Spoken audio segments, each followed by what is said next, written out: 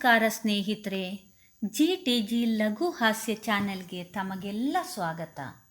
ಬಹಳ ದಿವಸಗಳ ನಂತರ ಇವತ್ತೊಂದು ಪುಟ್ಟ ಹಾಸ್ಯದ ಸವಿಯನ್ನು ನಿಮಗೆ ಉಣಬಡಿಸ್ತೀನಿ. ಕೇಳಿ. ಇಷ್ಟ ಆದರೆ ದಯವಿಟ್ಟು ಲೈಕ್ ಮಾಡಿ, ಬೇರೆಯವರಿಗೂ ಶೇರ್ ಮಾಡಿ. ಹಾಗೆ ನೀವೇನಾದರೂ ನಮ್ಮ ಚಾನೆಲನ್ನು ಸಬ್ಸ್ಕ್ರೈಬ್ ಮಾಡದೇ ಇದ್ದರೆ ಕೂಡಲೇ ಮಾಡಿಬಿಡಿ. ಇದರಿಂದ ನಾವು ಅಪ್ಲೋಡ್ ಮಾಡೋ ಎಲ್ಲ ಹಾಸ್ಯದ ತುಣುಕು ಕೂಡಲೇ ನಿಮ್ಮ ಕೈ ಸೇರುತ್ತೆ. ಮತ್ತ್ಯಾಕೆ ತಡ, ಬನ್ನಿ ಕೇಳಿ. ಮುಲ್ಲಾ ನಾಸಿರುದ್ದೀನ್ನ ಬಳಿ ಒಮ್ಮೆ ಅವನ ಸ್ನೇಹಿತ ಬಂದು ಕೇಳ್ದ, ನಾಸಿರ್, ಸ್ವಲ್ಪ ದಿವಸಗಳ ಮಟ್ಟಿಗೆ ನಿನ್ನ ಕತ್ತೇನ ಕೊಡ್ತೀಯಾ? ಆಗ ನಾಸಿರುದ್ದೀನ್ ಹೇಳ್ದ, ಅಯ್ಯ ಮಹಾರಾಯ, ನನ್ನ ಬಳಿ ಕತ್ತೆಯೇ ಇಲ್ಲ. ಅದೇ ಹೊತ್ತಿಗೆ ಮುಲ್ಲಾ ನಾಸಿರುದ್ದೀನ್ನ ಲಾಯದಲ್ಲಿ ಅವನ ಕತ್ತೆ ಜೋರಾಗಿ ಅರಚಿತು. ಆಗ ಸ್ನೇಹಿತ ಕೇಳಿದ, ನನ್ನ ಹತ್ರ ಕತ್ತೆ ಇಲ್ಲ ಅಂತ ಹೇಳಿದ್ಯಲ್ಲ, ಈಗ ಕತ್ತೆ ಅರಚ್ತಾ ಇದೆಯಲ್ಲ? ಆಗ ಮುಲ್ಲಾ ನಾಸಿರುದ್ದೀನ್ ಹೇಳ್ದ, ನೋಡು ಮಿತ್ರ, ನಾನು ನನ್ನ ಹತ್ರ ಕತ್ತೆ ಇಲ್ಲ ಅಂತ ಹೇಳಿದ್ದು ಕೇವಲ ಶಬ್ದಾರ್ಥ. ಅದರ ಒಳ ಅರ್ಥ ಕತ್ತೆಯನ್ನು ನಿನಗೆ ಕೊಡಲ್ಲ ಅಂತ. ಇದನ್ನು ನೀನು ಆಗಲೇ ತಿಳ್ಕೋಬೇಕಿತ್ತು. ಇವತ್ತು ನಾವು ಬೇರೆ ಬೇರೆ ಕಡೆ ಈ ರೀತಿಯ ಸನ್ನಿವೇಶಗಳನ್ನು ಎದುರಿಸಬೇಕು. ಒಬ್ಬರಾಡಿದ ಮಾತಿನ ಒಳ ಅರ್ಥ ತಿಳ್ಕೊಂಡ್ರೆ ಮುಂದಿನ ನಮ್ಮ ವ್ಯವಹಾರದ ಹಾದಿ ಸುಗಮ. ಬಹುತೇಕ ಮಿತ್ರರೊಡನೆ ಸಾಲ ಕೇಳಿದಾಗ ಹೆಚ್ಚಿನವರು ಸಾಲ ಕೊಡಲ್ಲ ಅಂತ ಹೇಳಲ್ಲ, ನನ್ನ ಹತ್ರ ದುಡ್ಡಿಲ್ಲ ಮಹಾರಾಯ ಅಂತಾರೆ. ಆಗಲೇ ನಾವು ತಿಳ್ಕೋಬೇಕು ಇವನಿಗೆ ಮನಸ್ಸಿಲ್ಲ ಅಂತ. ಸರ್ಕಾರಿ ಕಚೇರಿ ಬಳಿ ಹೋಗಿ ನಿಮ್ಮ ಕೆಲಸ ಆಗಬೇಕಾದ್ರೆ ಮಧ್ಯವರ್ತಿ ನಿಮ್ಮನ್ನು ಕ್ಲರ್ಕ್ ಜೊತೆ ಸ್ವಲ್ಪ ಅಡ್ಜಸ್ಟ್ ಮಾಡ್ಕೊಳ್ಳಿ, ಕೈ ಬಿಸಿ ಮಾಡಿ ಅಂದರೆ ದುಡ್ಡು ಆ ಕಡೆ ತಳ್ಳಿ ಅಂತ ಅರ್ಥ. ಒಮ್ಮೆ ಬೆಂಗಳೂರಲ್ಲಿ 4 ದಿವಸ ಉಳಿಬೇಕಾಗಿ ಬಂತು.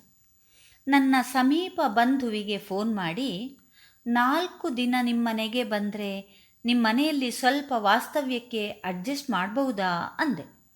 ಅದಕ್ಕೆ ಅವಳು, ಸ್ವಲ್ಪ ಕಷ್ಟ ಆಗ್ಬೋದಕ್ಕ ಅಂದ್ಲು. ಅದೇ ಕೊನೆ ಆಕೆಯ ಮನೆ ಕಡೆ ತಲೆ ಹಾಕಿ ಮಲಗೋದನ್ನೇ ಬಿಟ್ಟೆ. ಮಧ್ಯಮ ವರ್ಗದ ಗೃಹಸ್ಥನೊಬ್ಬ ತನ್ನ ಮಗಳನ್ನು ಶ್ರೀಮಂತರ ಮನೆಗೆ ಮದುವೆ ಮಾಡಿ ಕೊಟ್ಟ.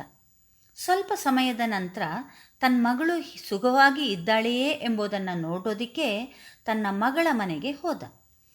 ಮಗಳು ಅಪ್ಪನನ್ನು ಚೆನ್ನಾಗಿ ಉಪಚರಿಸಿದ್ಲು. ಅಪ್ಪ ಮಗಳನ್ನು ಕೇಳ್ದ, ಮಗಳೇ, ಹೇಗಿದ್ದೀಯಾ? ಗಂಡನ ಮನೆಯಲ್ಲಿ ಸುಖವಾಗಿದ್ದೀಯಾ ತಾನೇ? ಮಗಳು ಹೇಳಿದ್ಲು, ಅಪ್ಪ, ನಿಮ್ಮ ಅಳಿಯ ಶ್ರೀಮಂತರು, ನಾನು ಮೊಣಕೈಗೆ ಚಿಲಕ ಬಡಿದ ಹಾಗೆ ಸುಖವಾಗಿದ್ದೀನಿ ಅಂದ್ಲು. ಅಪ್ಪನಿಗೆ ಮಗಳ ಮಾತಿನ ಒಳ ಅರ್ಥ ಸ್ಫುರಿಸಲಿಲ್ಲ. ಮಗಳು ಸುಖವಾಗಿದ್ದಾಳೆ ಅಂತ ತಿಳಿದು ಖುಷಿಯಿಂದ ತನ್ನೂರಿಗೆ ಜೋರಾಗಿ ನಡೆದ. ಹೋಗ್ತಾ ಇಳಿಜಾರಿನಲ್ಲಿ ತರಗೆರೆಗಳ ಮೇಲೆ ಕಾಲಿಟ್ಟು ಜಾರಿ ಬಿದ್ದ. ಕೆಳಗೆ ಬಿದ್ದಾಗ ಮೊಣಗಂಟಿಗೆ ಕಲ್ಲು ತಾಗಿ ತುಂಬ ಏಟಾಯಿತು, ನೋವಾಯಿತು. ಆಗ ಅವನಿಗೆ ಮಗಳು ಹೇಳಿದ ಮೊಣಕೈಗೆ ಚಿಲಕ ಬಡಿದಂತೆ ಸುಖವಾಗಿದ್ದೇನೆ ಎಂಬ ವಾಕ್ಯ ನೆನಪಾಗಿ ತನ್ನ ಮಗಳು ಸುಖವಾಗಿಲ್ಲ ಅನ್ನೋದು ಅರ್ಥ ಆಯಿತು. ಗ್ಯಾಬ್ರಿಯಲ್ ಒಕಾರಾ ಎನ್ನುವ ಆಂಗ್ಲ ಕವಿ ಈ ಶಬ್ದಾರ್ಥ ಹಾಗೂ ಒಳಾರ್ಥಗಳ ವ್ಯತ್ಯಾಸದ ಬಗ್ಗೆ ತನ್ನ ಒನ್ಸ್ ಅಪಾನ್ ಅ ಟೈಮ್ ಎನ್ನುವ ಇಂಗ್ಲಿಷ್ ಕವಿತೆಯಲ್ಲಿ ಚೆನ್ನಾಗಿ ಹೇಳಿದ್ದಾನೆ. ನೀವು ಬಂಧುಗಳ ಮನೆಗೆ ಅತಿಥಿಯಾಗಿ ಹೋದರೆ ನಿಮ್ಮ ನೆಂಟರು ಹೀಗೆ ಹೇಳ್ತಾರೆ, feel at home, come again, they say, and when I come again and feel at home once, twice, there will be no thrice, for then I find doors shut on me.